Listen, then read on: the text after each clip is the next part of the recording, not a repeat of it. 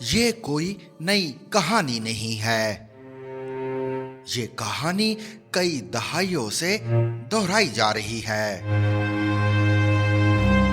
اس کہانی کے کردار اور ان کا انجام کچھ مختلف ہوتا ہے، لیکن کہانی کا سبق یہ ہے کہ پاکستان میں جمہوریت ہو یا مارشل لا، لیکن یہ طے ہے کہ صحافت ایک بہت خطرناک پیشہ ہے۔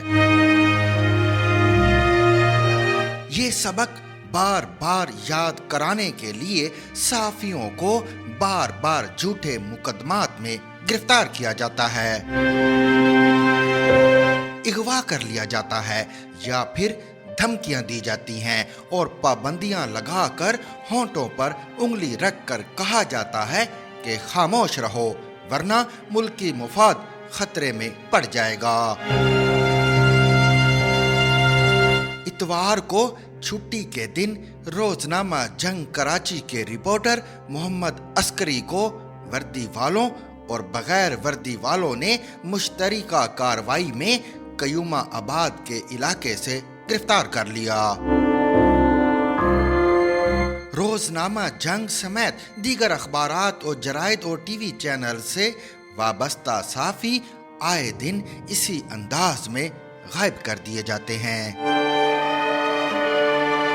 کبھی کوئی محمد عسکری زندہ سلامت واپس آ جاتا ہے، لیکن کبھی کوئی حیات اللہ خان یا موسیٰ خان خیل زندہ واپس نہیں آتا۔ اس قسم کے واقعات کی مذمت کرتے ہوئے اور احتجاج کرتے ہوئے زمانہ بیت گیا، لیکن پاکستان کے ارباب اختیار نے نہ بدلنے کی قسم کھا رکھی ہے۔ آج سے 3 دہائیاں قبل 1990 میں سادہ کپڑوں میں ملبوس افراد مجھے روزنامہ جنگ لاہور کے دفتر کے باہر سے اٹھا کر لے گئے تھے۔ اس زمانے میں رات 9-10 بجے ڈیوس روڈ پر ٹریفک بہت کم ہوتی تھی، اس لیے میرے اغوا کا ساتھیوں کو پتہ نہ چلا۔ اغوا کرنے والے مجھے لاتیں اور گھونسے مارتے ہوئے ظفر علی خان روڈ کی طرف لے گئے اور اپنے کسی افسر کے سامنے پیش کر دیا۔ افسر نے پوچھا کہ آج شام تم نے ایک سٹوری فائل کی ہے کہ صدر غلام عیسیٰ خان نے وزیر اعظم بے نظیر بھٹو کی حکومت برطرف کرنے کا فیصلہ کر لیا ہے۔ اس سٹوری کا سورس کون ہے؟ میرا سورس مولانا کوثر نیازی تھے، جنہوں نے صدر مملکت کی تقریر لکھی تھی اور حکومت کی برطرفی کے انتظار میں تھے۔ برطرفی میں تاخیر کے باعث مضطرب ہوئے تو بار بار مجھے پوچھنے لگے کہ حکومت کب جائے گی۔ میں نے ان کے اضطراب میں سے اپنی خبر تلاش کی اور اس زمانے کے وفاقی وزیر برائے پارلیمانی امور خواجہ طارق رحیم نے خبر کی تصدیق کر دی۔ وزیر داخلہ چودھری اعتزاز احسن سے مزید تصدیق کی کوشش کی تو انہوں نے انتہائی گرجدار انداز میں تردید کر دی اور ایک ضمنی الیکشن میں جلسے کے لیے کوئٹہ چلے گئے۔ قصہ مختصر یہ کہ مجھے خبر کی صداقت کا یقین ہو گیا تو خبر بنا کر نیوز روم کو دے دی اور خبر کے شائع ہونے سے قبل ہی اغوا ہو گیا۔ اغوا کرنے والے قوم کے محافظوں نے سورس جاننے کے لیے میرے ساتھ جو مار پیٹ کی، اس کی تفصیل میں جانا ضروری نہیں۔ وہ ایک نوجوان صحافی کے کپڑے اتار کر زور زور سے کہکہے لگاتے تھے۔ صحافیوں کے کپڑے اتار کر کہکہے لگانے کا سلسلہ بعد میں بھی جاری رہا، بلکہ اب تو صحافت کے کپڑے ہی اتارے جا چکے ہیں۔ مجھے یاد ہے کہ میں نے بہت مار پیٹ کے بعد اپنے بدن پر موجود آخری کپڑا بچانے کے لیے خواجہ طارق رحیم کا نام لے لیا، کیونکہ مجھے اچھی طرح پتا تھا کہ خواجہ صاحب ایک طاقتور خفیہ ادارے کے سربراہ کے دوست تھے۔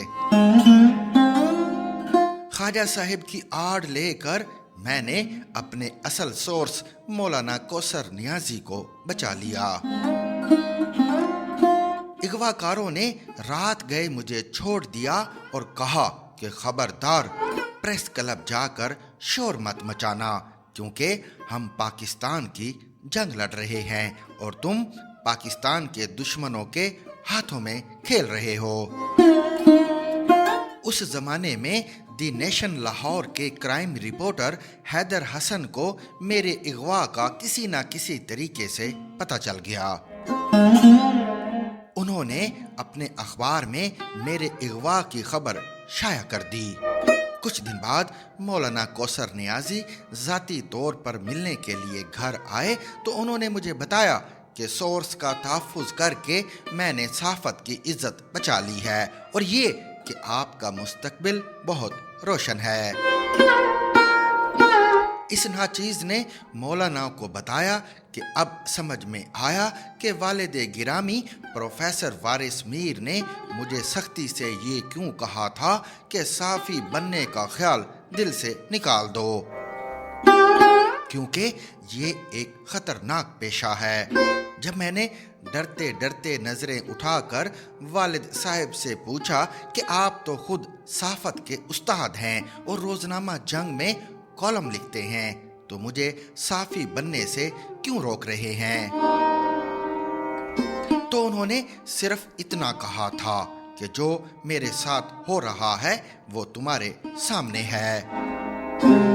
یہ جنرل ضیاء الحق کا زمانہ تھا اور جنرل صاحب ایک غیر جماعتی قومی اسمبلی سے شریعت بل منظور کرا کے اپنی آمریت کو اسلامی رنگ میں ڈھالنے کی کوشش کر رہے تھے۔ ایک دن علامہ احسان الہی ظہیر نے میرے والد مرحوم کو خبردار کیا کہ جنرل ضیاء الحق نے اپنے مخالف علماء اور صحافیوں کو خریدنے کا فیصلہ کر لیا ہے۔ جو اپنا ضمیر فروخت نہیں کرے گا اسے مار دیا جائے گا۔ پھر ایک دن گورنر ہاؤس لاہور میں پروفیسر وارث میر کو بلایا گیا اور جنرل ضیاء الحق نے انہیں حکومت میں شمولیت کی دعوت دی۔ فرمایا، ہم آپ کو ڈیپوٹیشن پر پنجاب یونیورسٹی سے وفاقی حکومت میں لائیں گے اور آپ کے علم و فضل سے فائدہ اٹھانے کے لیے آپ کو اپنا مشیر بنائیں گے۔ والد صاحب نے ایک حکومتی عہدے کے عوض اپنا ضمیر فروخت کرنے سے معذرت کی تو چند دنوں کے بعد انہیں ایک شوکاز نوٹس ملا جس میں کہا گیا کہ آپ تو ایک سرکاری ملازم ہیں، آپ حکومت پر تنقید نہیں کر سکتے۔ والد صاحب کی طرف سے اس شوکاز نوٹس کا جواب جناب ایس ایم ظفر صاحب نے تیار کیا تھا۔ جنرل ضیاء الحق کے بارے میں ان کا لب و لہجہ پہلے سے زیادہ سخت ہو گیا اور پھر باری باری بہت سے علماء مارے جانے لگے۔ آغاز علامہ احسان الہی ظہیر کی شہادت سے ہوا، پھر وارث میر گئے، انہیں زہر دیا گیا جس کی تفصیل پھر کبھی سہی۔ پھر علامہ عارف الحسینی کو شہید کیا گیا، لیکن کچھ دنوں بعد خود جنرل ضیاء الحق کو بھی اوپر سے بلاوا آ گیا۔ عرض یہ کرنا تھا کہ 3 دہائیاں قبل صحافت کے ایک استاد پروفیسر وارث میر نے اپنے برخوردار حامد میر سے کہا تھا کہ صحافی نہ بننا کیونکہ یہ بہت خطرناک پیشہ ہے۔ باپ دنیا میں نہ رہا تو روکنے والا کوئی نہ تھا۔ حامد میر صحافی بن گیا۔ 3 دہائیاں گزرنے کے بعد محمد عسکری کراچی سے اغوا ہوا تو حامد میر کو اپنے باپ کی نصیحت یاد آ گئی۔ 30 سال میں کچھ بھی نہیں بدلا۔ جنرل ضیاء الحق آج بھی زندہ ہے اور ہم بھی زندہ ہیں۔